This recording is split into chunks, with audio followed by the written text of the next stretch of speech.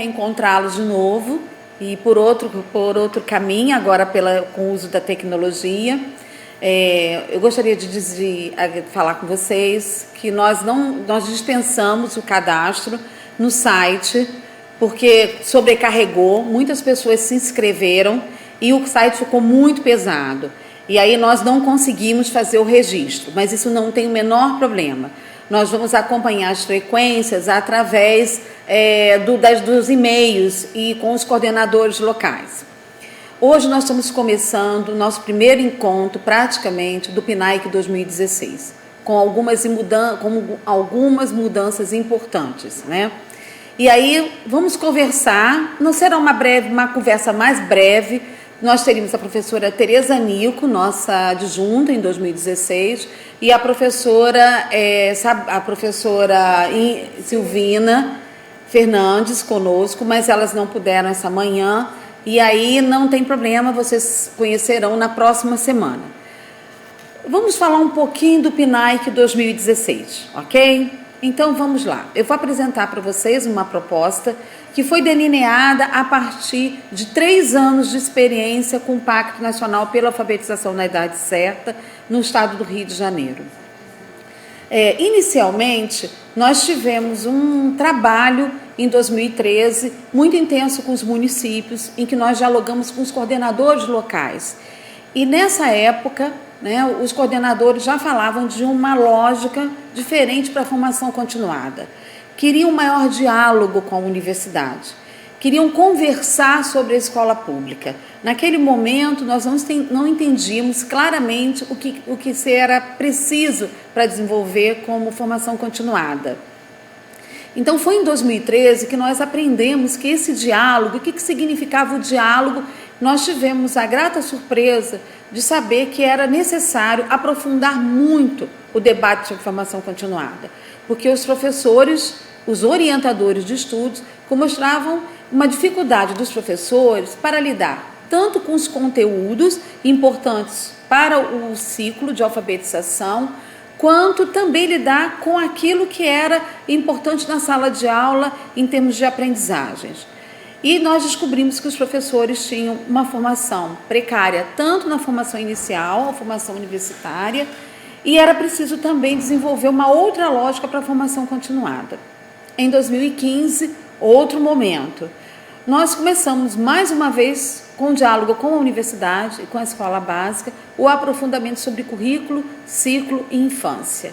E os professores começaram a trazer a possibilidade de repensar o ciclo de uma forma diferenciada, repensando por que no terceiro ano do ensino fundamental há turmas tão distintas, com crianças em níveis diferenciados, turmas de terceira série com crianças sem apropriação da leitura, crianças com apropriação da leitura e crianças em processo. E o terceiro ano é o grande nó, é o desafio do ciclo de alfabetização. E aí nós chegamos aos professores alfabetizadores. Esse diálogo, que foi estabelecido em 2013, trouxe a ideia de que precisávamos chegar a cada ator social do Pacto pela Alfabetização. Começamos com os coordenadores locais, depois nós passamos para os orientadores de estudos e chegamos ao professor alfabetizador. Isso foi o fato mais significativo. Chegamos ao destinatário final da política. Quem é o destinatário? O professor alfabetizador. E esse professor começou, através das rodas de conversas, que foi uma proposta que iniciou em 2015, de ouvirmos esses professores, como é que eles lidavam, né, com a ideia de teoria e prática. E eles começaram a nos mostrar que nem sempre a teoria corresponde à prática. Então, era preciso refazer a lógica de formação continuada. E começamos a caminhar na ideia de prática, teoria e prática. Muitos debates, vários municípios participando, recebendo a UFRJ e perguntando como nós íamos lidar com isso. E descobrimos também que nós tínhamos 2 tipos de formadores, ou professores alfabetizadores. O professor com ensino médio e o professor com pedagogia. Mesmo assim, os 2 mostravam desafios com a escola pública e com as classes de alfabetização. Nesse momento, nós começamos a perceber que era preciso estudar o ciclo novamente. havia uma questão trazida pela década de 90 que foi muito cara para nós. A ideia de que se não aprendeu no primeiro, aprende no segundo, se não aprendeu no segundo, aprende no terceiro. Era necessário voltar ao debate e nós vamos fazer isso em 2016. E uma outra questão foi: o Rio de Janeiro não possui uma história sobre o processo de alfabetização no estado e nos municípios. Como nós vamos fazer esse levantamento histórico? Como nós vamos fazer essa avaliação diagnóstica? Voltamos a pensar que era necessário associar ao PNAEC uma pesquisa, mas uma pesquisa junto com a escola pública. Uma escola pública que também é autora da pesquisa, porque os professores mostram que criam saberes dentro da sala de aula para lidar com todos os desafios. Se vocês perceberem, nós não trocamos, nós começamos a refazer fizemos um outro caminho para a formação continuada. Ao invés de levarmos uma teoria para que parece que vai dar conta dessa escola, nós fizemos um outro processo. Era preciso entender quais são os desafios da escola pública. Por que algumas crianças não aprendem? Essa foi a pergunta que marcou as rodas de conversa, os debates com os professores alfabetizadores. A partir daí, nós começamos a pensar que proposta para 2016 e 2017. Se vocês olharem, consultarem o documento PNAEC em Ação, escrito pelo Ministério da Educação, eles vão colocar como eixo a criança em foco. Eu insisto que no Rio de Janeiro nós já fazemos isso. A criança já veio a foco em 2015. Nós já começamos a pensar por que algumas não conseguem se apropriar do conhecimento escolar. Nós sabemos que trabalhar com a criança que já sabe, né, o que apreende, o que consegue lidar com o conhecimento escolar muito rápido, de certa forma é tranquilo para um professor, mas aquele que não aprende. Pois é, foi a partir daí que nós começamos a colocar o foco do PNAEC UFRJ. Isso foi dialogado com a Undime e com a SEDUC. Nós tivemos uma reunião para pensar como é que as três instâncias, de forma coletiva, pode constituir um trabalho para todo o estado do Rio de Janeiro e que pode ajudar esse estado a avançar no debate sobre a alfabetização. Nós sabemos que tem alguns posicionamentos sobre o IDEB do Rio, né? O IDEB do Rio, ele cresceu, mas não foi o esperado. Apesar das nossas leituras pela universidade sobre as políticas de avaliação, houve uma melhora significativa, né? E que nós queremos mais também. Não porque queremos controlar esses desempenhos, mas porque nós queremos o melhor para os segmentos populares. E nesse caso é ampliar a ideia de alfabetização. E com a Undime e com a SEDUC, nós vimos que há dois eixos importantes. Em relação, né, ao histórico sobre a alfabetização, primeiro nós temos que lidar com a regionalidade fluminense. As minhas visitas, juntos com a minha equipe do PNAEC UFRJ, mostram que cada região é muito distinta, ela tem uma história própria, ela também tem seus professores, a identidade desses professores. E é importante conhecer esse processo, porque é por aí que nós vamos ampliar esse diálogo que eu disse a vocês inicialmente na minha fala. Isso nós vamos aprender a lidar com um conceito que também é muito caro no campo da educação, que é a avaliação diagnóstica. Como nós vamos apreender, melhor dizendo, esse processo tão difícil da alfabetização, que para nós parece muito fácil, mas para uma criança não é fácil. E aí nós vamos também, a partir desse levantamento da perspectiva histórica da alfabetização, nós vamos aprender a lidar com a avaliação diagnóstica. E nós pretendemos criar formas de lidar com a publicação do trabalho dos professores, que serão eles os pesquisadores. Aí que está a importância, né, do diálogo entre a universidade e a escola básica. A escola começa a mostrar que é possível, né, construir juntos uma história entre duas instituições públicas importantes, a universidade pública e a escola pública, uma proposta para pensar a alfabetização. Considero significativo, né, a sugestão dos municípios de levantar que processos históricos nós temos sobre a alfabetização dos municípios. Essa história pode elucidar os desafios, pode elucidar as formas, né, como as famílias lidam com a educação, pode elucidar como nós vamos chegar a desenvolver propostas melhores para que possamos avançar no debate sobre a alfabetização dos segmentos populares. Tem que ressaltar isso. Não foi uma ideia da UFRJ trazer o histórico da alfabetização. Isso veio através da fala dos professores. Nós tivemos em vários municípios em que foi colocado a dificuldade de lidar com alguns problemas com a família, né, digo família e instituição, e também lidar com o contexto da educação no ambiente familiar. Isso foi um orientador para a gente pensar como nós vamos avançar com as famílias. Nós ouvimos muito dos professores, não é uma reclamação em relação à família, mas como nós vamos trabalhar com famílias que não conseguem lidar com a escolarização de crianças. E aí nós conseguimos encontrar o eixo para o trabalho. Em relação à proposta do Ministério, a ênfase na criança, isso para nós não foi difícil. Como eu já disse, já tínhamos iniciado o trabalho. E aí nós pensamos em focar mais ainda na criança que não aprende. Pelo Ministério da Educação, a gente vai ver uma abordagem mais quantitativa, pela avaliação em larga escala, pela ANA, pela Prova Brasil, mas pela fala dos professores, isso ainda não é o suficiente. Isso não dá conta, ou ainda não deu conta. Para nós é importante dialogar com esses professores e fazer uma rede, ou melhor dizendo, a rede já existe. Durante 2013 a 2015, a ideia de troca de experiência se tornou potencial no PNAEC. Os professores começaram a mostrar que a ideia de experiência, né, o que eu vivo, o meu percurso profissional como professora, me ajuda com outra professora, no diálogo, a perceber como eu posso também melhorar a minha prática pedagógica. Não é a prática pela prática, um debate entre professores nunca é o vazio, né? Toda prática tem uma teoria, então os professores foram mostrando no diálogo suas teorias e suas práticas e suas teorias. A troca de experiência se tornou significativa, ela se tornou um caminho para repensar o cotidiano escolar.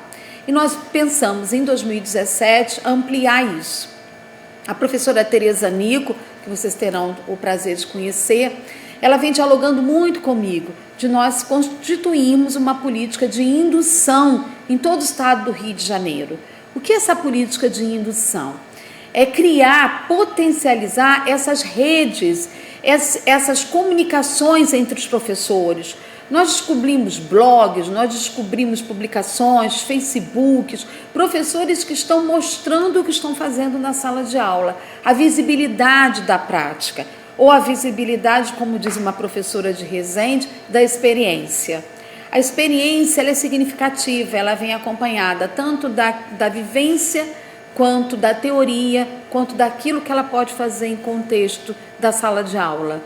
E é isso que nós estamos querendo fazer. E junto, né, e hoje agora a gente tem mais um ator social, que para nós foi uma grande alegria, que é o coordenador pedagógico.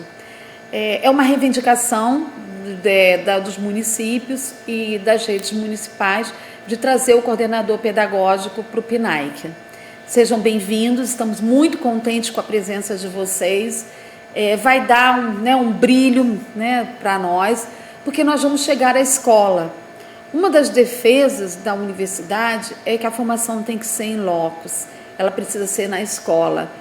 A escola ela pode criar, ela pode ser potencialmente um centro de formação, ela pode se constituir como um espaço de debates e de ampliação da qualidade da escola pública. E se esse coordenador vem até nós e amplia o nosso debate e leva até a escola, aí nós realmente estamos chegando à criança. Então, o que o PNAEC e o UFRJ ele vai ter como linha para 2 anos, 2016 e 2017? Não serão 2 anos, né? Nós vamos ter, na verdade, 1 ano, porque nós estamos no finalzinho do ano. Mas a nossa ideia é chegar ao debate a essa formação na escola, a rede, quer dizer, o que os professores estão fazendo e colocá-los em comunicação, potencializá-los como debatedores importantes e trazer isso junto com a universidade, o debate com o conhecimento científico. Isso para nós é uma proposta para 2017. Ela está toda já delineada, foi dialogada com a Undime, com a SEDUC, para que nós possamos avançar. E é isso que nós estamos propondo para vocês. Nós vamos dialogar também com nossos formadores. Constituir a história da alfabetização, entre aspas, valorizar a alfabetização no estado do Rio de Janeiro. Valorizando a alfabetização, valorizar a criança por meio da escola. Então, nós estamos pegando diretamente aonde o professor alfabetizador nos sugeriu. Chegar no ponto, a escola e a criança. E a universidade chegar até ela e a escola vir até a universidade. São duas esferas públicas muito importantes, um espaço de debate importante entre duas instituições que se fortalecem através do debate. E é essa a nossa proposta para 2016 e 2017. Há uma proposta do Ministério da Educação que, em 2017, o trabalho seja do 1º ao 9º ano. Vocês já imaginaram o tamanho do nosso trabalho. Para atendermos a tantas crianças, a um grupo tão grande, nós vamos ter que amadurecer isso esse ano. 2016 será curto, mas será longo. Será o diagnóstico. 2016 será o caminho para lidarmos com aqueles que avançaram na escolarização, mas ainda mostram vários problemas com a apropriação do conhecimento escolar. Então é hora, mais do que nunca, de nos unirmos. E é importante a presença de todos nós, inclusive da escola pública, seus professores, seus coordenadores, de todos que estão conosco. Para a gente desenvolver, a ideia dos conteúdos da formação, a UFRJ fez uma opção. Boa parte do país escolheu o caderno 4 e 5 do material de formação de 2015. Nós da UFRJ colocamos também o caderno 6. O caderno 4, vou voltar ao caderno 4, melhor explicar, é a organização do trabalho pedagógico na alfabetização. É fundamental discutirmos que materiais são importantes para a alfabetização, como se dá as práticas e os usos desse material de alfabetização. E aí nós temos materiais riquíssimos, como as obras complementares, voltarmos de novo sempre à ideia da literatura na sala de aula. E foi um grande ganho, foi muito significativo o UFRJ saber que toda sala de aula agora tem um cantinho de leitura, uma coisa que ampliou muito o acesso das crianças à ideia do que seja leitura e o prazer de ler, os jogos na alfabetização. E aqui hoje, nós estamos trabalhando com as mídias e hoje com vocês e com a tecnologia. E alguns formadores já estão pensando também em fazer alguns trabalhos com mídia, com os professores dentro de sala de aula. Enfim, estamos ampliando a ideia de comunicação. Desde 2013, nós estamos discutindo a alfabetização como comunicação, não como decodificação. A decodificação é importante, a criança precisa decodificar, mas isso não faz dela um leitor. Ela pode se apropriar de todas as letras, sílabas, frases, mas será que ela se torna um leitor? Ela pode tirar notas boas na prova, mas ela não entendeu que a escrita é uma comunicação. Ela entende que é apenas a decodificação e ela não avança. E a nossa ideia é ampliar a ideia da alfabetização como comunicação. E aí os materiais didáticos para nós é fundamental. No caderno 5, nós vamos entrar com a discussão de linguagem, super importante para a alfabetização. Principalmente as práticas orais, como tornar esses professores leitores. É a escola que pode sim tornar essas crianças em leitores. Nós sabemos que diferentes segmentos populares trabalham de forma diferente com seus filhos. Nem trabalhar não é a palavra, mas lidam de forma diferente com seus filhos. Sabemos que famílias que estimulam muito cedo a leitura ou mostram a apropriação da leitura e da escrita, é muito mais fácil transformar essa criança em um leitor. Mas outras, o acesso não é tão rico e a gente precisa transformar essas crianças em leitores. E aí, para nós, a linguagem entra nesse espaço. A produção de textos escritos na escola, que é uma das grandes dificuldades, então nós vamos entrar nesse debate. E por que nós defendemos a ideia da criança se apropriar do sistema alfabético? E aí nós temos o debate sobre oralidade, leitura e escrita. Vocês estão vendo que nós estamos voltando à ideia, às ideias, na verdade, que nós já trabalhamos em outros anos, em 2013, 14 e 15, mas nós vamos chegar a essa criança. Se antes nós discutíamos junto aos professores, agora nós vamos pensar em avaliações diagnósticas. Nós vamos pensar em como nós vamos lidar com as crianças que não aprendem.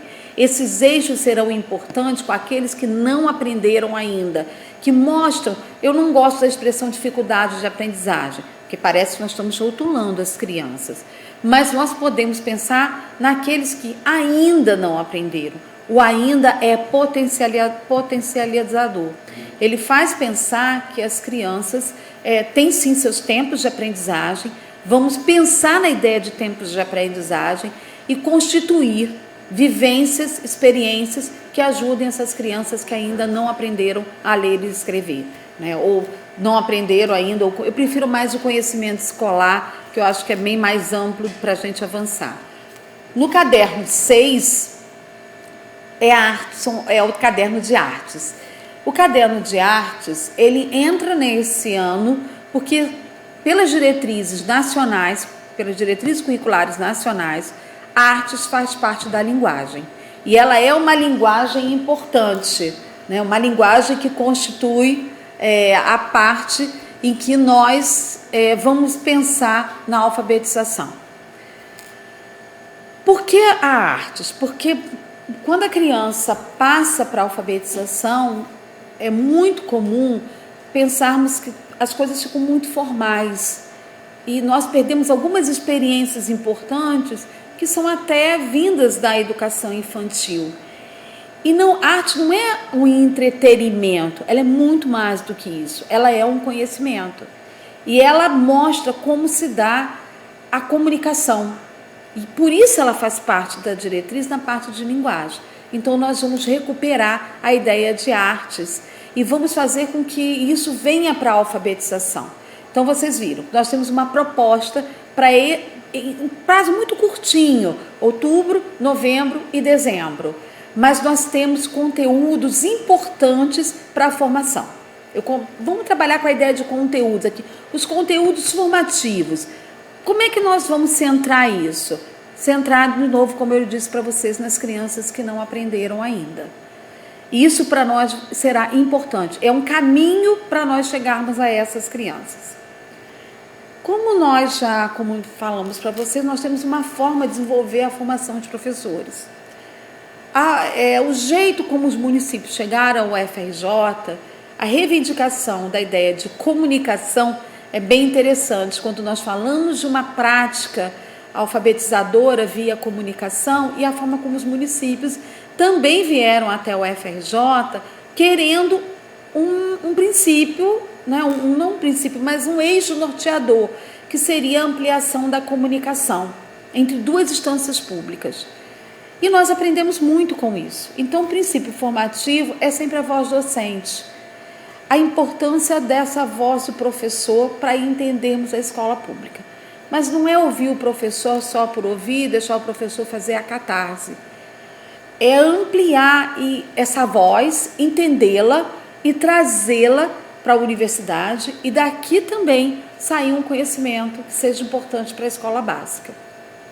E nós temos alguns encaminhamentos, Primeiro é saber se os professores são ouvidos pela universidade. Isso para nós se tornou muito importante. Estudar qual é a importância dessa voz para pensar em uma outra lógica de formação continuada, esclarecendo que nosso país tem várias formas de pensar a formação continuada, vários estudos e vários encaminhamentos. Por exemplo, a gente pode fazer aqui a distinção entre professor reflexivo e professor pesquisador. Para o UFRJ, o professor pesquisador é muito importante. Por quê? É pensar junto com ele sobre o cotidiano escolar. E aí nós vamos pensar a partir dos desafios dos professores. Quer dizer, quais são os desafios que nós temos hoje na escola pública? Nós estamos voltando a pensar em políticas baseadas em pesquisas educacionais. Como nós vamos dar conta, né, de atualmente pensar na formação dos professores a partir de políticas públicas que valorizem a voz do professor? E a UFRJ também vem pensando como nós podemos contribuir com os desafios da escola pública. Não contribuir no sentido, né, não é de ampliar, mas a elucidação. Que desafios são esses? Se nós recebemos, né, os bolsões de pobreza da década de 80 na escola pública, será que nós paramos para pensar nessa escola? Pensamos nos princípios filosóficos, psicológicos, filosóficos, mas pensamos na escola pública e numa escola pública real? E como é que o professor se sente confortável para falar sobre seus saberes pedagógicos junto à universidade? Como é que nós vamos pensar nos caminhos que foram percorridos por esses professores e, junto com eles, pensar na escola, na sala de aula e na cena que é construída na hora que se faz a alfabetização? O mais importante, que aí eu considero para a universidade, qual é a interpretação sobre formação continuada, coordenada por uma universidade pública? O PNAE que trouxe para nós muitas aprendizagens, e uma delas é essa, a partir do diálogo com a escola básica, ampliação do diálogo com a escola básica. As rodas de conversa, que foi um sucesso em 2015, vem sendo em 2016, vão se manter até 2017. Nós já nos convidamos para os municípios, para ir a vários municípios, sentar com os professores, né, junto com os professores, e ouvi-los. E nós temos uma proposta, uma metodologia para isso.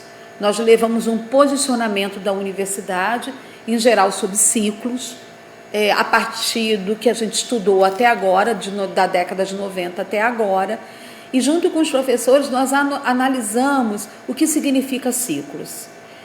E daí nós levamos 3 inquietações. A partir daí nós abrimos para o debate. Tem sido muito rico, os professores têm mostrado os desafios e estabelecido vínculos. Estamos recebendo mensagens, e-mails, convites. Significa uma proximidade para dialogar sobre como nós podemos trabalhar juntos e pensar numa proposta em que não haja nem vamos dizer assim, a predominância da universidade e a secundarização da escola básica. Nós estamos pensando numa relação horizontal, em que universidade, escola, Undime, Seduc, todas estejam num diálogo para poder melhorar ou ampliar ou ajudar as crianças que estão na escola básica. Vamos continuar com os nossos 10 polos. Não temos vagas ainda para todos esses polos em termos de supervisores.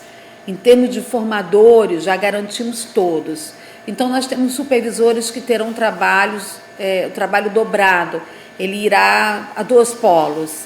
Estamos contando também com a colaboração de alguns formadores que nos ajudarão. Mas por que nós manteremos os 10 polos? Porque se nós diminuirmos, a mobilidade dos professores será prejudicada. A distância entre uma cidade e a cidade polo, em alguns espaços, é grande. Então, nós precisamos manter esses polos e garantir ao professor a presença e a sua formação. Mudamos o cronograma. Inicialmente, nós faríamos uma formação presencial agora em outubro. Mas, a partir dos nossos cadastros, nós tivemos uma dificuldade com cadastros ou credenciamento dos professores no Cispacto. Foi tudo muito corrido, né? Vocês sabem que o PNAE foi liberado a partir de setembro. No Rio de Janeiro nós tivemos a felicidade de saber que 66 municípios já vinham desenvolvendo a formação de forma não oficial. Sabemos que temos conhecimento quais são os municípios que já vinham desenvolvendo a formação em nome do PNAE, em nome da UFRJ, antes da abertura oficial. E, lógico, esses municípios terão sua certificação, inclusive a certificação ampliada, porque já estão fazendo um trabalho desde o início do ano. E outros municípios começaram agora. Quando nós fomos elaborar montar as turmas, nós vimos que nós não tínhamos o quantitativo. Não teríamos nem formadores para ir aos polos, porque as turmas eram pequenas demais. Isso nos obrigou a transferir a formação para novembro e dezembro. 2 formações presenciais em novembro, 2 formações presenciais em dezembro para os orientadores de estudos. Vamos deixar isso claro. Para os alfabetizadores, depende do cronograma da cidade. São as prefeituras, secretarias de educação, que conseguem elaborar um cronograma de acordo com a disponibilidade de salas, de funcionários. Então, a UFRJ não tem como intervir, né, no cronograma da cidade. Acompanha, ouve, né, a gente tem uma coordenação sobre isso, mas nós não podemos deliberar sobre isso. Dos orientadores, ela é negociada com os coordenadores locais. Nós não tomamos nenhuma decisão sem consultar os 95 coordenadores locais que trabalham conosco em toda a estrutura do estado do Rio de Janeiro. Então, nós tiramos os dias 9 e 10 de novembro, 1 e 2 inicialmente. Mas, como eu disse a vocês, nós temos sempre a questão da estrutura. Vamos supor que a cidade polo não conseguiu a sala, né? As salas, dependendo do número de turmas também. E aí nós negociamos novas datas com o polo. Todas as formas de estruturação é sempre dialogada para que possa ser bom para todos. Então, inicialmente nós pensamos nisso.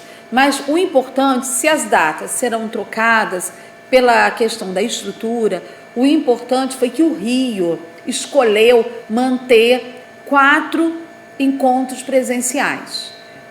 Vamos voltar a essa ideia do encontro presencial. Foi um grande ganho. Eu disse a vocês que a ideia de troca de experiência foi um dos maiores ganhos do PNAE. Juntou-se vários professores em uma sala em que houve um debate público sobre a escola pública. Os professores começaram a perceber que não estavam solitários, que seus problemas eram de muitos e que juntos podiam pensar nesses problemas. Enquanto eles estavam isolados, sozinhos, solitários na sala, era mais difícil de pensar nas práticas, nas experiências, naquilo que poderia ser feito na escola. Colocá-los à noite, cansados, né, depois de um dia de trabalho, mas pensando sobre a escola, 30 vozes debatendo desafios, potencializou um debate público. E aí foi a opção, vamos manter o presencial.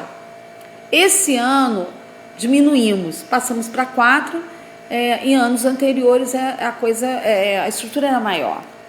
Por que nós tivemos que mudar? Estamos diante de uma crise nos municípios. Vários municípios não podem enviar seus orientadores, porque precisam das diárias, precisam do transporte, os municípios estão com cortes, e aí vamos recorrer à tecnologia. Nós teremos webconferências. Hoje tem essa de abertura, que nós estamos expondo para vocês, toda a nossa estrutura foi pensada, analisada coletivamente, e temos 4 webconferências, que serão a partir de mesas temáticas. Vamos convidar os formadores para vir aqui Escolhemos o horário da noite para facilitar o acesso. Faremos através desses formadores, teremos o eixo, né, uma mesa, vocês serão avisados das temáticas, nós vamos elaborá-las hoje à tarde, né, fazer toda a constituição dessas webs, e elas serão a partir de 3 formadores que debaterão um eixo. Depois abriremos para um debate também pela via da tecnologia. Vamos experimentar, vamos contar com a presença de vocês. Teremos que ver como será o registro, porque já vimos que muitos acessaram e o site não segurou. Mas pensaremos, a empresa costuma nos ajudar bastante a pensar em alternativas. Mas o mais importante é não abrir esse debate, é não esquecer o debate, não fechá-lo, não fechar o debate e fazer com que ele chegue até a escola. Estamos pensando, né, também em vocês enviarem um resumo, porque nós temos que ter uma forma, né, isso é uma exigência da própria Pró-Reitoria de Extensão da UFRJ, do registro da presença de vocês. Como eu já disse para os coordenadores, vocês são nossos alunos pelo UFRJ, né, são nossos professores e alunos, vocês são alunos de um curso de extensão da UFRJ. Para a gente certificar essa extensão, é preciso um tipo de comprovação, e geralmente é a frequência. E como nós temos, né, fazendo pela webconferência, a nossa frequência será o resumo. Mas eu tenho certeza que vocês farão um resumo bem interessante, porque nós vamos ler esses resumos e também iremos categorizá-los e apresentá-los em uma mesa temática na alfabetização na cidade do Rio de Janeiro. Então, vocês terão, dia 27/10 de outubro, 2 em novembro, dia 16 e 17 de novembro, e uma em 25 de novembro. E nós vamos ter aí 24 horas de webconferência. É uma experiência. E vamos acreditar, vamos fazer uma coisa bem interessante para, quem sabe, né, ampliar essa ideia. Ano que vem, além do presencial, também usar a tecnologia a nosso favor. Então, nós temos aqui a possibilidade de ampliar. Vocês viram que nós tivemos que, para dar continuidade ao PNAE, né, e garantir o debate, nós fizemos uma estrutura que continuasse e com a mesma carga horária que possa certificar todos os municípios. E aí, então, nós temos a ideia de 4 webconferências. Manteremos também o seminário Alfabetização na cidade do Rio de Janeiro. Nós temos uma pesquisadora, né, que ele estudou o seminário Alfabetização na cidade do Rio de Janeiro, junto com o Fórum das Universidades, e ela nos mostrou que ele se tornou o elo entre a universidade e a escola básica. Foi justamente nesse seminário a comunicação intensa entre as duas instituições. Então, nós vamos ter uma versão que será presencial e à distância, as duas modalidades, no dia 22 e 23 de novembro. Já estamos fechando a temática. A temática será a partir das sugestões dos professores nas rodas de conversa. Uma delas é a questão da família, de como essa família, né, ela chega à escola, a dificuldade de alguns pais analfabetos lidar com a escolarização de crianças pequenas e a relação entre pobreza e alfabetização, que é muito forte no estado do Rio de Janeiro, e como nós vamos avançar nesse debate. Já temos os convidados que falarão de família e que eu tenho certeza que vocês estarão conosco aqui. Só podemos abrir para presencial 200 vagas, mas faremos a transmissão para vocês acompanharem o evento também. E tem uma outra temática que vem sendo colocada pelos professores em relação também à forma como essas crianças não conseguiram aprender ainda. Ou seja, vamos focar novamente naquilo que os professores sugeriram na roda de conversas, nos desafios no cotidiano e qual é o maior, a criança que ainda não aprendeu. Temos também a proposta do seminário estadual, mas esse seminário será em fevereiro de 2017. Ele é uma estrutura grande, precisa de muitos recursos e de uma equipe também que se disponibilize. Como nós estamos com trabalho muito intenso, né, de formação, atividades diversas para concluir a formação 2016. O seminário ficou para o dia 15 e 16 de 2017, de fevereiro de 2017. Assim sendo, nós temos um curso presencial forte ainda, com 32 horas no Rio de Janeiro. Temos 32 horas de seminários, que também serão praticamente presenciais. Então, nós temos aí uma carga horária grande ainda do presencial no Rio de Janeiro. E o webconferência 24. Traduzindo, nós temos 91 horas para os orientadores de estudos, né? E vamos completar com atividade extra, trabalho que vocês fazem com planejamento, em 100 horas para aqueles municípios que ainda que não estavam fazendo a formação.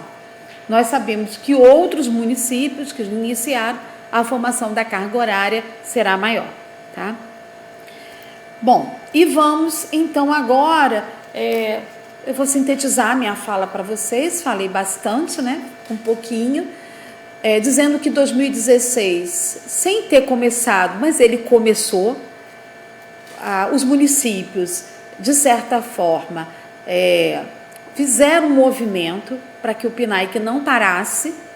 A UFRJ gentilmente permitiu que eu mantivesse o ritmo, e aí nós visitamos vários municípios, nós continuamos com o debate, já fizemos vários eventos aqui na universidade, e nós continuamos com todo o movimento até que veio a abertura oficial.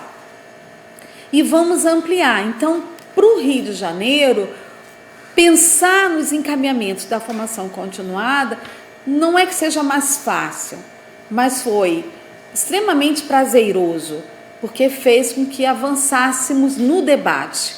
E agora é na criança. E a nossa criança são aquelas que não aprenderam.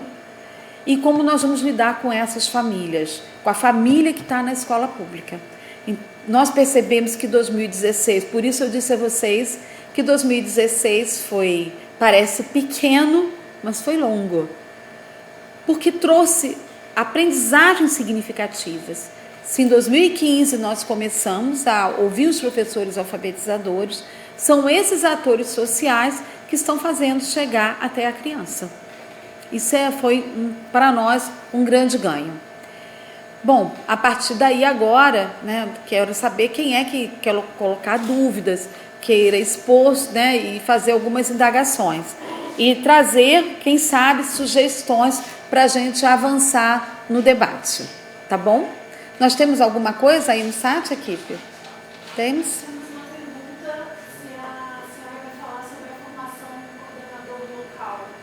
Ah, sim. O coordenador local, ele começa a formação na próxima semana, no dia 26. Já tem uma reunião aqui conosco na UFRJ. A professora Silvina, juntamente com a professora Tereza Nico e as formadoras, nós temos hoje, felizmente, 3 formadoras que vão lidar com gestão. O Ministério da Educação fez uma proposta e a professora Silvina também está delineando. Ela já tem uma proposta para desenvolver. Na próxima quarta-feira, os coordenadores locais são convidados a vir aqui.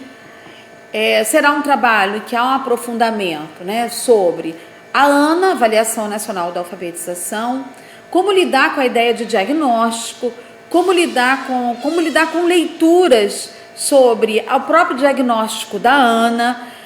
Os coordenadores terão uma aprendizagem, além daquela pedagógica que já é dada pelos polos, também terá entre aspas, uma formação ligada à gestão.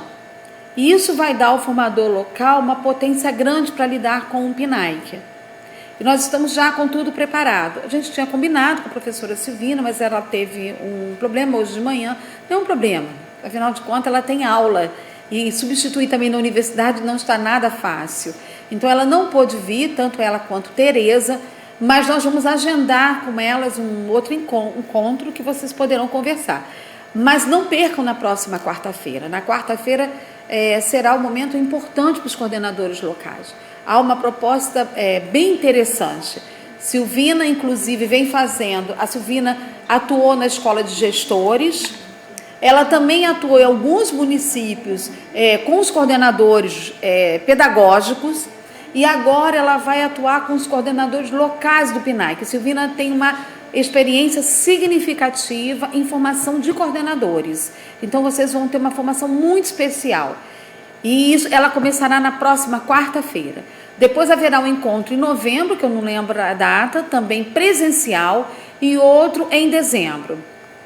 Pela orientação do Ministério da Educação, o encontro com os coordenadores é presencial. E considero fundamental, se nós vamos discutir diagnóstico da ANA, pensar no que o diagnóstico apresenta, inclusive analisar que material é esse produzido pelo INEP, olhar essas matrizes, né, das avaliações e olhar como da forma como se dá a avaliação em todo o estado. E se nós vamos fazer também esse histórico da avaliação, não dá a distância, ele pode ser significativo no momento que a gente amplia o debate, como nós fizemos agora com a formação pedagógica. Mas para iniciar o debate é fundamental a presença, né, para garantir justamente um debate melhor. Inicialmente, a Silvina chamou a atenção, né, de uma questão que é: como é que nós vamos estabelecer metas se nós não temos diagnósticos? Essa ideia do diagnóstico está sendo fundamental, eu tenho aprendido muito com ela. E ela está dizendo: Elaine, vamos dialogar isso com os municípios. Então, é fundamental a presença de vocês, tá bom? Quem mais? A Luciana Cardosa perguntou se houve mudanças com relação a quem não pode ser OE. Olha, Luciana, a questão do OE é sempre uma responsabilidade da Secretaria de Educação. A universidade, ela tem a sua equipe e ela vai se constituindo através eu como coordenadora geral, o coordenador adjunto, o supervisor que acompanha o polo, o formador e o orientador de estudo. A gente recebe, mas quem constitui o grupo de orientadores é o município. Agora, há algumas orientações do Ministério da Educação para que ele continue. Da mesma forma, os municípios acompanham as avaliações dos alfabetizadores pelo CISPACTO, para saber como tem sido a avaliação dos alfabetizadores. Então, provavelmente, a secretaria, né, ela pode ter algum motivo, né, para permanência ou não. Ou pode ser também a diminuição de vagas. Pode ser também a continuidade de certos alfabetizadores. Porque, vamos supor, um orientador que boa parte dos seus alfabetizadores permaneçam, então, de certa forma, continua com esse orientador. São lógicas e lógicas. Em geral, as cidades nos explicam por que elas mantêm. Pode ser também o debate, como se dá a organização do debate com o professor alfabetizador, se consegue dar conta ou não dessa organização. Há N motivos para a escolha dos orientadores de estudos, mas, em geral, ele é a partir da Secretaria de Educação. Tem uma questão importante aí, que eu acho que tem que colocar em relação ao Rio de Janeiro. Eu disse anteriormente que o Rio iniciou, o Estado, a formação em 66 municípios antes do prazo previsto. Muito interessante, né? Como o Estado do Rio de Janeiro não quis abrir mão do debate sobre a alfabetização. Por isso que nós também estamos recuperando a ideia do histórico da alfabetização. E aí, muitos orientadores iniciaram, mês de março, abril, com os grupos. Então, nós soubemos que secretarias criaram GTs, grupo de trabalhos. Esses GTs se uniram, né, constituíram um grupo que estão estudando alfabetização desde março, e eles já desenvolveram alguns trabalhos nas prefeituras, nas secretarias, eventos, formações, encontros, seminários, e a reivindicação para o UFRJ reconhecer esse movimento. Ou seja, eu não sei qual é o seu caso, mas pode ser o caso de não participar desse momento. E aí houve uma redução pelo CISPACTO do número de orientadores de estudos. De que jeito? O Ministério da Educação, até o ano passado, trabalhava com um quantitativo de 25 orientadores de estudos por turma. Em 2016, passou para 30. Então, se você, por exemplo, pega 5 de cada turma, com 6 turmas você perdeu um orientador de estudos. Então, você tem uma redução, você tem uma ampliação da turma, você tem a participação. É isso que eu estou querendo dizer. Existem N motivos para os municípios deliberarem, escolherem quem são as pessoas que se manterão em 2016. Mas não fique preocupada, 2017, como eu disse, o PNAE será enorme e demandará um número grande para atender a todos os municípios. Creio que aqueles orientadores que infelizmente não puderem participar agora em 2016, não fiquem preocupados, 2017 a demanda será grande e vocês retornarão conosco e poderão manter com o processo de formação. Mais alguma? Felipe perguntou por que não faz a formação dos coordenadores nos polos, devido às dificuldades que os municípios estão passando. Quais são? A da gestão dos polos? Felipe, é uma orientação do Felipe de Friburgo. Um abraço grande para todos os municípios, mas Friburgo agora perguntando. Está no documento orientador do PNAE. Não, desculpa, na portaria. Você vai lá que você vai encontrar. Eu perguntei ao Ministério da Educação, eu também perguntei se poderia, mas aí eu fui no documento orientador, está no documento orientador que é na universidade, explicando melhor também. Para eu fazer no polo, eu teria que ter o formador de gestão em todos os polos. Então eu teria que, por exemplo, ter 10 formadores de gestão para chegar a todos os polos. E o sistema só me deu 4 formadores de gestão. Então, é a questão da estrutura. 2016 será, entre aspas, será uma adaptação a tudo isso. Creio que nós vamos ter reunião no Ministério da Educação, já está confirmada, já emitiram até as passagens para os coordenadores, no dia 25 e 26.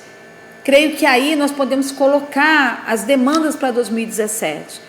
Quem sabe, em 2017, a gente possa fazer a formação dos coordenadores locais nos polos, mas eu não tenho equipe para fazer essa formação.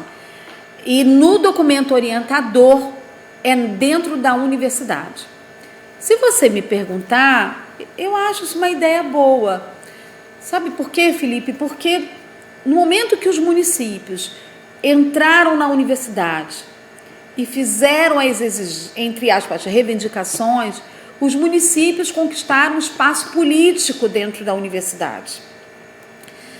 Hoje a UFRJ, ela tem toda uma ação voltada, assim, ela sempre convoca a equipe do PNAE para se pronunciar sobre tanto a formação inicial como pesquisas.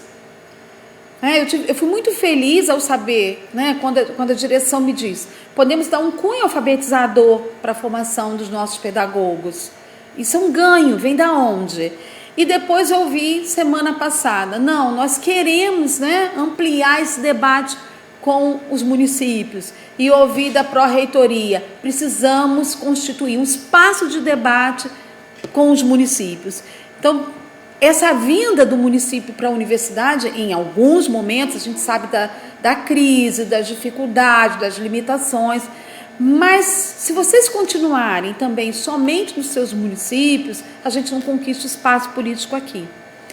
Mas não fique também, pensando somente nisso. A gente também tem uma reivindicação que foi colocada, eu estive no evento ontem, um diálogo entre Brasil e Colômbia, que foi muito interessante.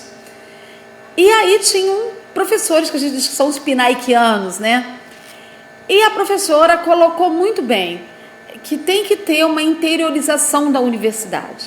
A universidade precisa chegar onde não há o espaço da universidade.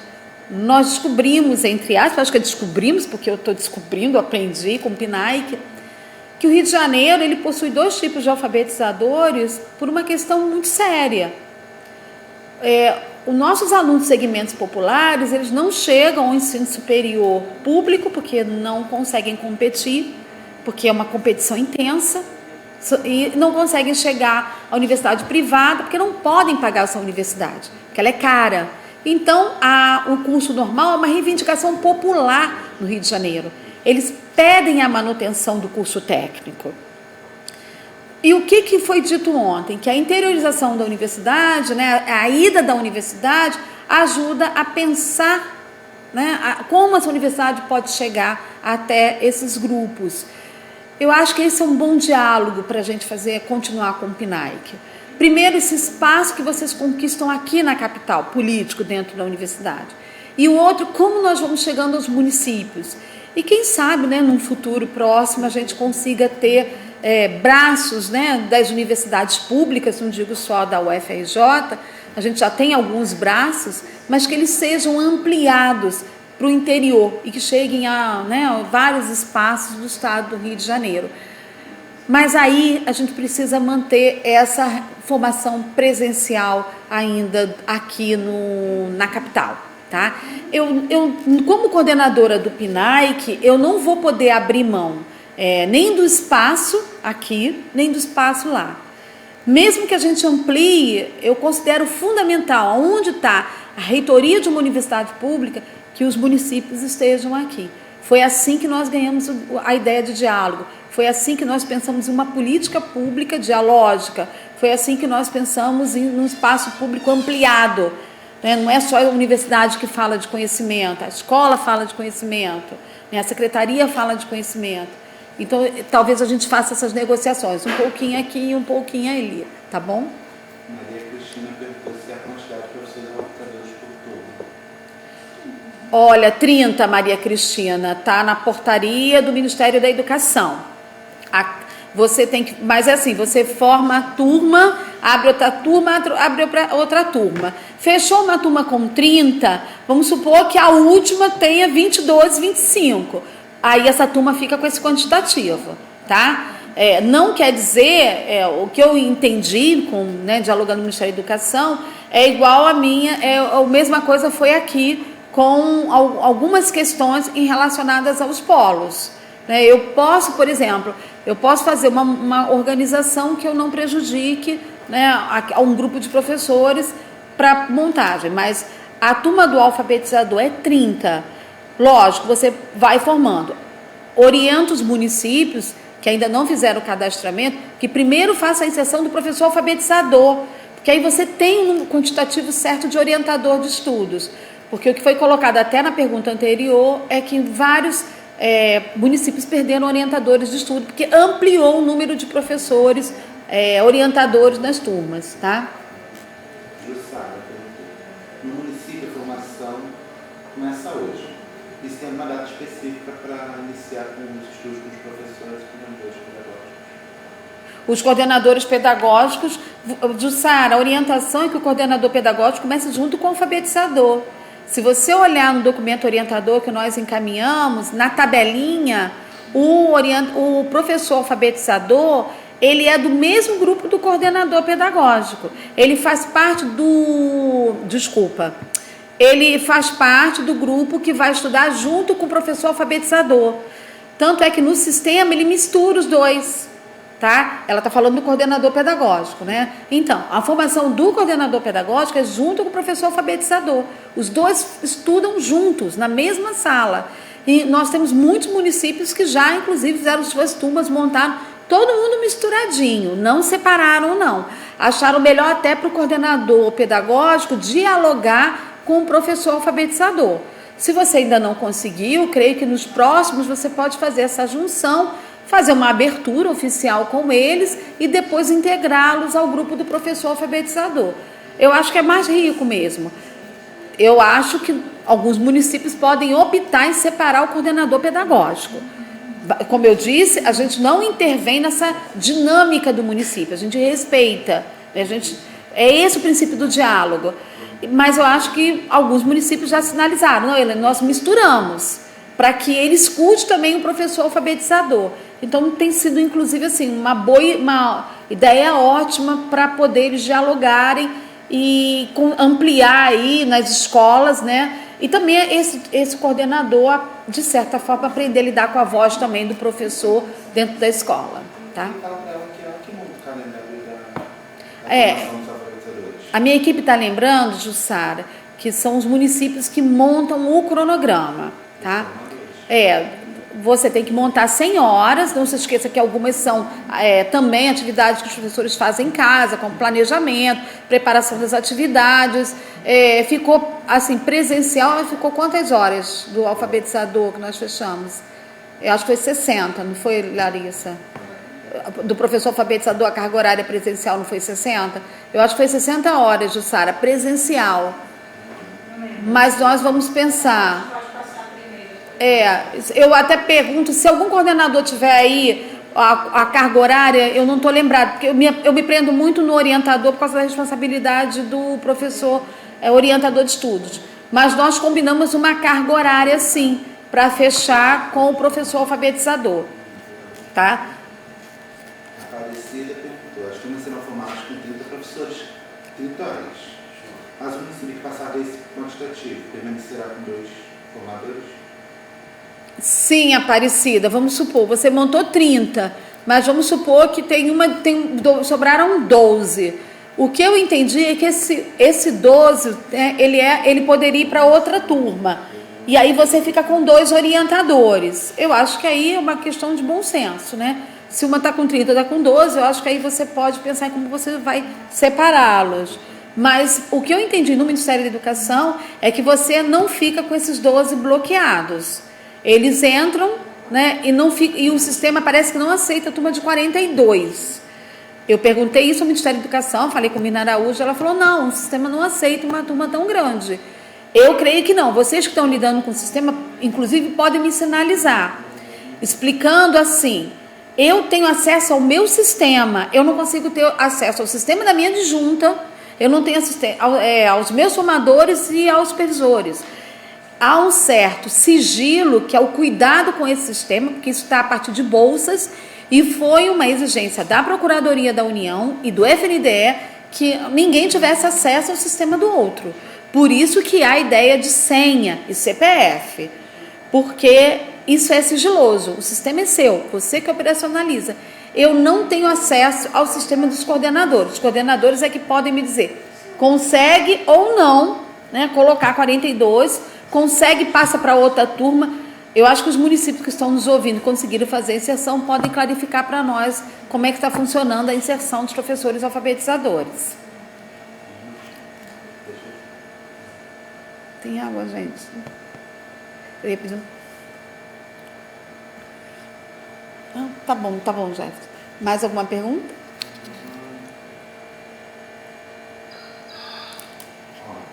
Falou que os municípios vão ser prejudicados com a formação de coordenadores locais presencial.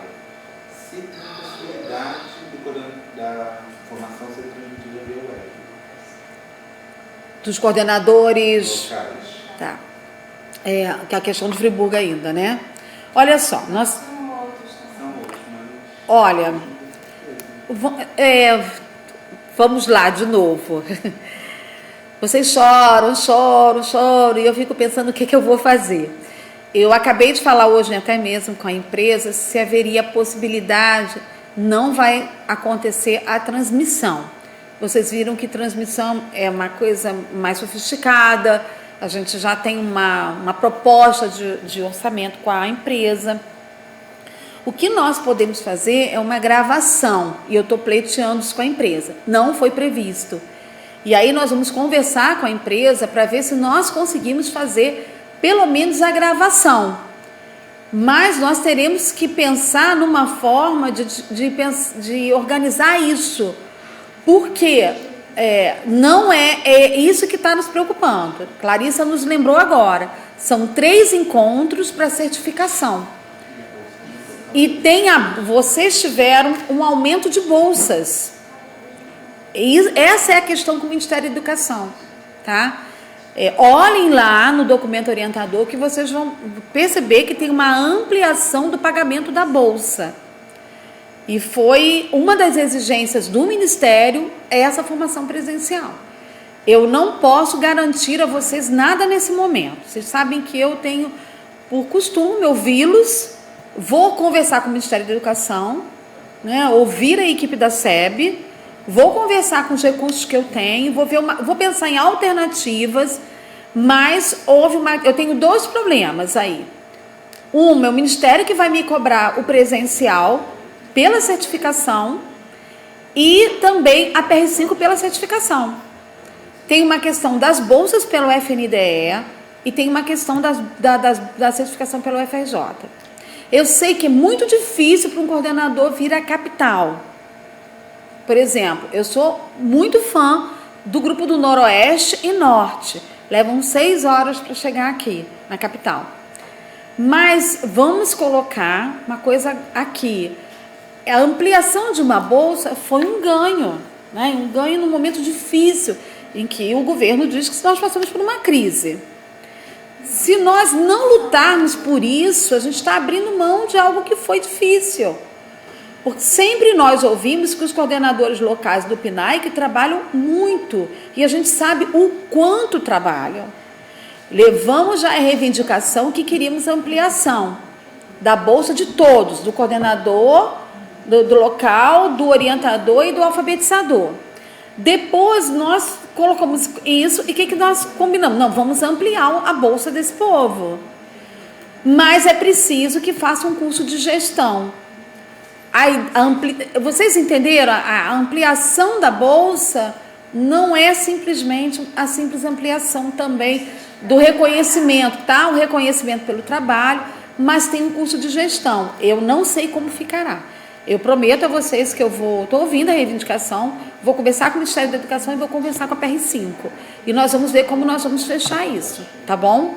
Prometo para vocês que eu tenho uma resposta até quarta-feira não, eu vou para Brasília na segunda, hoje mesmo por e-mail eu já me comunico com o Ministério da Educação e tento ligar para a Secretaria de Educação Básica, para a SEB, para ver como é que nós vamos fechar isso. Mas nós vamos tentar. Não posso garantir a transmissão, vou repetir para vocês. Eu não posso quebrar também um acordo com uma empresa, entendeu? Não foi planejada a transmissão com webconferência para curso de gestão. Eu não sei o que eu posso conseguir. Então, não tenho fechado esse posicionamento, tá bom? Qual é a próxima? Mais alguma pergunta? As bolsas? Bom, bolsas, vamos lá, gente. Deve ser o senhor. A minha equipe aqui está assim, vocês será que já não sabem da alegria? Vamos lá. Vamos à alegria. Gente, olha só. As bolsas pelo Ministério da Educação serão para a equipe que está organizando tudo, né? As secretarias. Olha só, vou falar primeiro da quantidade. Depois nós falamos da questão importante quando cai. Em relação às bolsas, serão 4 bolsas para as equipes que estão formativas e 3 bolsas para professores alfabetizadores, né? Para o grupo que está no grupo de alfabetizadores. Quando cai na conta? Bom, vamos lá. Não gastem por conta. Não sabemos quando as bolsas cairão. Sabemos que elas aparecem e que elas são pagas. Eu tenho um posicionamento em relação a isso muito assertivo. Eu sempre cobrei muito do Ministério da Educação essa relação de bolsas. E é uma reivindicação desde a década de 90 que o professor ganhe bolsa pela formação continuada. E isso para nós é um ganho político também, tá? Pensando nesse momento também que vivemos no país, um professor ganhar a bolsa o ganho se tornou maior ainda. Não sabemos. Uma coisa eu posso dizer para vocês, eu tenho um município que ainda não fechou o cadastramento. Ou seja, eu ativei os bolsistas que estão no sistema, mas meu sistema está em aberto. Esse sistema precisa ser fechado para que ele seja encaminhado, né, para o FNDE. Na verdade é assim, eu fecho aqui na UFRJ, eu aperto uma tecla, ele vai para um sistema de pagamento que é dentro do Ministério, que é a secretaria, né, uma secretaria executiva que tem dentro lá do Ministério, depois ele vai para o FNDE, depois, 25 dias depois, ele vai para o Banco do Brasil. Eu preciso fechar o Rio de Janeiro, então eu ia deixar isso para o final, pedindo que todos, né, cadastrem seus professores o mais rápido possível que fechem seus sistemas, que eu preciso fechar o meu. O último sistema a fechar é o da UFRJ, tá? A mesma coisa foi com a certificação de 2014 e 2015. Eu só posso certificar os professores quando a gente fecha a lista. E nós tivemos municípios que só nos entregaram esse ano. Depois nós pedimos, insistimos, agora nós estamos com as listas fechadas. O que a PR5 pediu? Para a gente fechar a lista 2014 e 2015. Então, nós vamos entregar uma lista com 40 mil cursistas, com os 2 anos. Então, nós vamos pedir para vocês, a gente sabe que a bolsa vai cair em algum momento, mas não sabemos o prazo. Eu penso assim, bolsa não é salário, né? A bolsa é uma complementação no nosso orçamento. Ela entra como uma valorização do seu estudo. Então, vamos pensar também que ela tem um movimento importante, a valorização do professor. Eu poderia ouvir, como já ouvi, para que o professor ganha bolsa, que estudar é uma obrigação. E eu pergunto até que ponto é uma obrigação. É uma obrigação? Mas é importante, nós estamos aprendendo com os professores o que eles fazem com essas bolsas. Nós descobrimos que um grupo grande está pagando universidade, porque não consegue entrar na universidade pública. A gente descobriu que tem professores fazendo especialização. A gente descobriu que tem pessoas que complementam o salário. Então, ela é um ganho importante para o professor. Não sabemos que ela é importante. Nós vamos pressionar o Ministério da Educação, vamos cobrar o Ministério da Educação, mas que vocês saibam que nós não temos data, porque não depende somente de 1 ou 2 pessoas. Eu, por exemplo, dependo inclusive do estado inteiro, dependo que as pessoas avaliem, inclusive. Eu tenho que ter toda uma é como se fosse uma coluna, né? Como se fosse um prédio, e tem uma coluna no prédio. Todos aqueles apartamentos daquele prédio, né, estão todos ligados por um sistema hidráulico. Todos têm que avaliar, porque se um não avaliar, ele prende o sistema todinho. Então, é uma coisa demorada, a bolsa, porque ela depende da avaliação, ela depende do fechamento do sistema, ela depende da forma como as pessoas avaliam. Enfim, tem toda uma questão que demanda aí e que acaba atrasando essas bolsas, tá bom? Mais alguma coisa? O curso de nós estamos recebendo aqui pelo site, o curso de gestão é para os coordenadores locais. O curso de gestão é para aqueles coordenadores, que é aquele que coordena tudo no município e que está à frente do PNAEC no município do Rio de Janeiro, que coordena o trabalho do orientador de estudo, do alfabetizador. Esse coordenador, ele faz o curso de gestão. Alguns municípios perguntaram, pode ter ouvintes? Nesse momento, não. A gente não tem como garantir, inclusive, esse curso para ouvintes. Nós tivemos, inclusive, um município nos escrevendo mensagens para subsecretários. Nós, nesse momento, não temos isso. Eu posso dialogar isso com o Ministério da Educação semana que vem, mas não temos certeza sobre isso, tá bom? E hoje não precisa de resumo, tá? Hoje é abertura, que assim, o povo está aqui do meu lado e está passando para mim as informações do chat. Hoje não precisa de resumo. Agora, as mesas temáticas sim.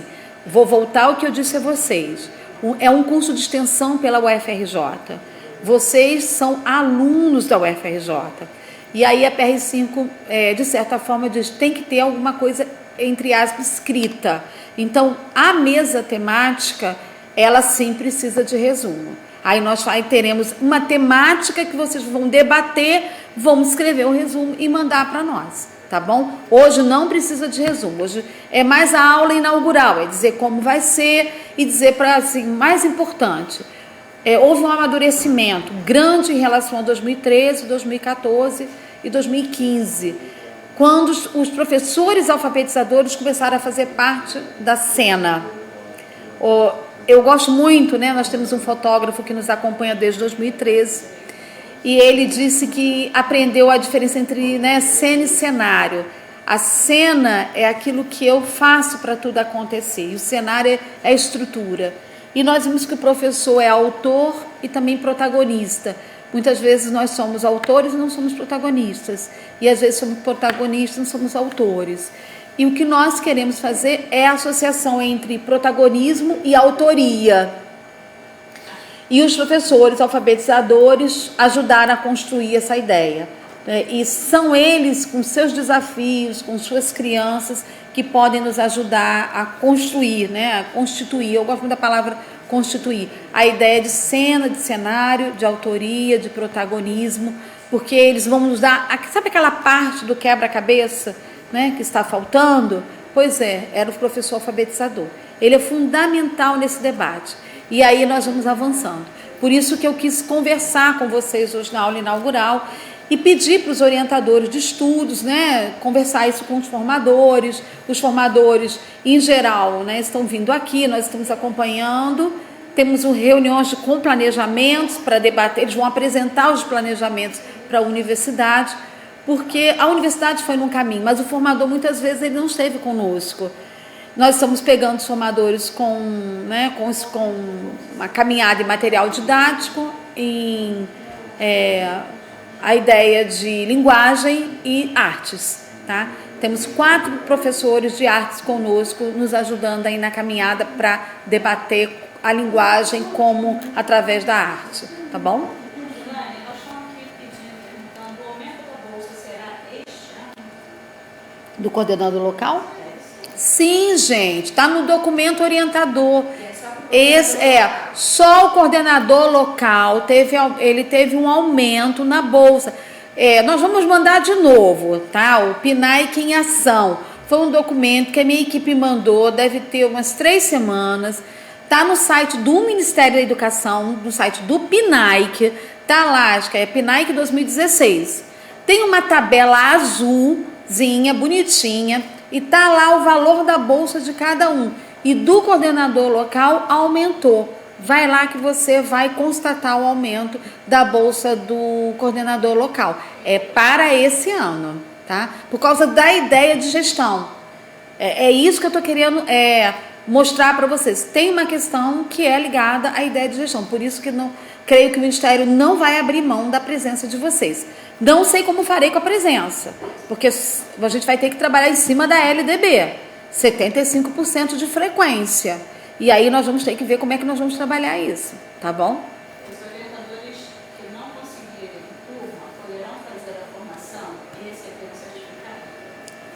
É a Cristiane Alves. Cristiane, nós tivemos alguns casos assim, o orientador não conseguiu continuar como orientador, ele ficou no município, ele trabalhou com uma turma, ele ajudou uma turma, na verdade ele foi junto com uma outra professora. Pela universidade a gente certifica, mas você não vai ter bolsa, né? Não tem como colocá-la no sistema. Mas nós temos os ouvintes nos municípios. Nós temos hoje tínhamos ano passado 2.500 ouvintes, mais ou menos nesse ritmo, entre alfabetizadores e professores orientadores de estudos, tá? Teve professor que não conseguiu entrar e não quer ficar como ouvinte e está indo. E está compartilhando. Agora, depende da sua secretaria, você tem que conversar com o seu coordenador local. Lembre-se que a secretaria precisa ter uma estrutura, sala, às vezes a sala não comporta, né, ter mais um orientador de estudo, nós temos os polos, nos polos nós negociamos, tá? Agora, você precisa primeiro conversar com a sua coordenadora local, né, para ver se essa coordenadora tem condições de ficar com você no grupo. Os trabalhos já foram desenvolvidos por essas coordenadoras, né, por essas orientadoras, se já há um trabalho adiantado. Por isso que eu estou falando da importância desse coordenador local, né? Então, esse coordenador local, ele é um grande articulador para a gente. E ele tem noção do que a universidade está falando, porque ele está sempre aqui conosco. Conversa com o seu coordenador local e vê a possibilidade. Mas, insisto, se não puder esse ano, faltam 2 meses para terminar praticamente o ano, 2017 nós vamos continuar, né? E aí esses coordenadores, esses orientadores vão retornar, porque a demanda provavelmente será grande, tá? Se o município não cadastrar o coordenador pedagógico, ficará com pendência no sistema? Não, eu creio que não, parece que fica em aberto, mas não, você fecha, porque o muitos não tem vamos entender um pouco, né? Alguns municípios não têm um coordenador pedagógico, tem um orientador pedagógico, tem um outro profissional, mas não tem um coordenador pedagógico. E alguém vai me perguntar, posso cadastrar? Pois é, mas ele não tem naquela secretaria o reconhecimento de coordenador pedagógico, tá? Então, mas não tem. Eu perguntei a mim, o professor pode ficar, essa secretaria pode ficar com essa aba sem preencher? Na hora que você mandar, ele vai aceitar, você vai clicar e enviar para o Ministério da Educação, ele vai. Você pode, não sei se algum município já testou, mas ele vai, entendeu? Então não tem problema nenhum, não. Eu vou confirmar, né, faço questão de confirmar, já vai ficar na minha memória, mas a gente já percebeu, e eu acho que eu perguntei sim ao Ministério da Educação, perguntei à Mirna, ela disse, não tem. Não tem, você pode continuar só com seu orientador de estudos.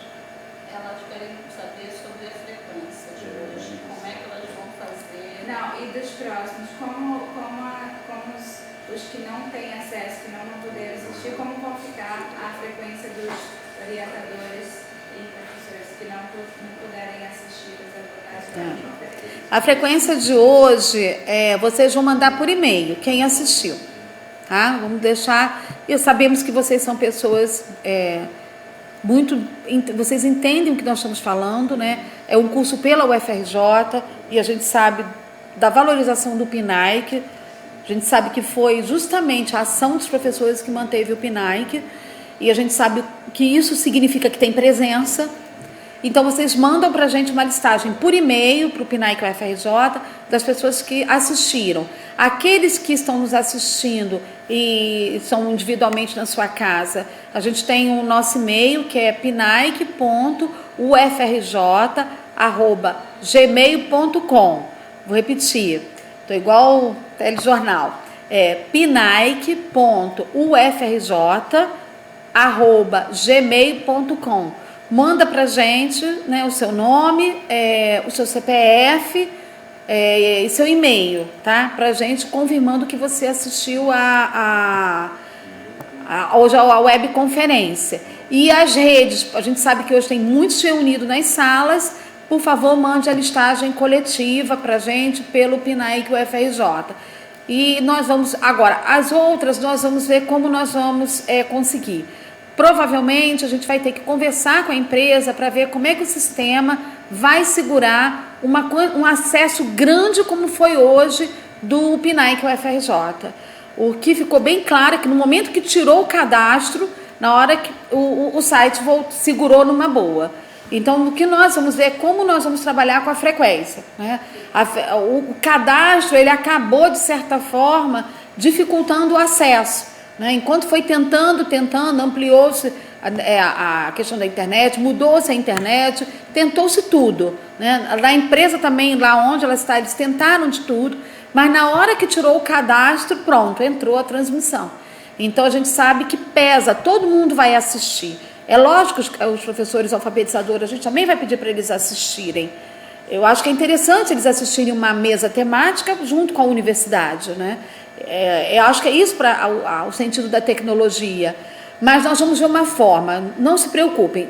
Em breve, praticamente até a semana que vem, a gente já tem uma resposta da frequência das webconferências, tá bom? Mas eles querem saber quem não conseguiu assistir, como vai ficar a frequência desses? Não, vocês podem... deixa eu explicar. Quem não assistiu, nós vamos colocar a gravação no site e vocês podem olhar a gravação no site. Mas se fizer, não tá com presença, e se fizer o resumo a partir dessa gravação, vai contar com presença ou não? Eles estão questionando. Olha só, o momento de hoje é mais uma aula inaugural. Pois é, se a gente pensar em 75% previsto pela Lei de Diretrizes e Bases, não será essa web que irá prejudicar esse orientador de estudos, né? Esse professor alfabetizador. É o momento agora. As próximas, sim, porque aí está falando de conteúdos formativos, né? As próximas são extremamente significativas na certificação desse professor. Então, eles não serão prejudicados. Será noturno, a gente vai pedir, né, se for uma questão, a gente vai ver com a empresa, né, chegar com um tempo que a gente possa testar várias vezes, a gente prepara o ambiente bem melhor, com algumas horas de antecedência, marcamos de manhã, a universidade tem um horário para abertura, aquisição de sala, para vocês verem como passar transmissão não é uma coisa fácil, né? E demanda a empresa, demanda a universidade, não é uma coisa realmente fácil. Então, nós já colocamos à noite, que o professor está em casa, é melhor para a universidade, é melhor para a empresa, e nós vamos pensar numa lógica para facilitar isso. Se quem não viu hoje, se quiser vir, a pessoa assistir, não tem problema nenhum, tá? Não vai prejudicar. 75% é o teto para a certificação. A de hoje, você não vai contabilizar, então não prejudica a certificação dos professores, tá bom? Mais alguma? Bom, gente, pois é, e gente, nós teremos que terminar também, temos que entregar, como eu disse a vocês, é uma estrutura que a gente teve que montar muito rápida e nós vamos ter que desligar, né? Vamos ter que finalizar aqui, agradecer a vocês a presença, primeiro a compreensão em relação ao atraso, essa questão da tecnologia que a gente precisa aperfeiçoar, a questão que foi grande do atraso, porque nós tivemos alguns probleminhas com a transmissão. Agradecer pela participação de vocês e convidá-las para a próxima webconferência. Com certeza, nós teremos muito para debater, para falar, e nós estaremos juntos para ampliar o debate sobre alfabetização no estado do Rio de Janeiro. Tá bom? Então, dia 27, né, às 18 horas, né, vamos fazer outra transmissão e contamos principalmente com os professores alfabetizadores para nos ajudar, né, os OEs em especial, né, os OEs precisam disso, e também os professores alfabetizadores estão convidados a assistirem à transmissão. Foi muito bom, saibam que nós estamos muito contentes em retornar, voltar, né, e continuar esse debate público com vocês. Agradecer a força, dizer que foi a força dos professores, as reivindicações, né, o Face Fica Pinaique, que foi, nossa, bombou, né, criaram Fica Pinaique, e ele está lá com os professores, e todo o movimento, as cartas, toda a manifestação que vocês fizerem a favor do Pinaique, que fez com que a universidade também lutasse por esse espaço. E nós vamos continuar juntos em 2016, 2017, continuando com o debate com vocês. E até a próxima transmissão. Muito obrigada e boa tarde.